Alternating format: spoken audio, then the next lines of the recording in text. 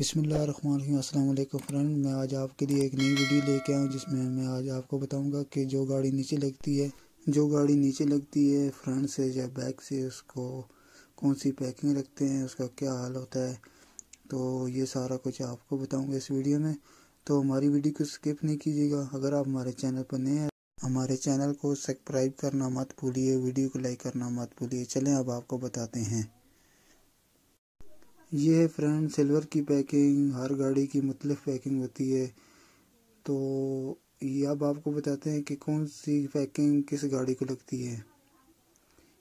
یہ ہے ایک سلائی کی بیک پیکنگ، یہ ہے کلٹس کی فرنٹ پیکنگ، ٹھیک ہے جناب، اس سے 1 انچ گاڑی اوپر ہو جاتی ہے۔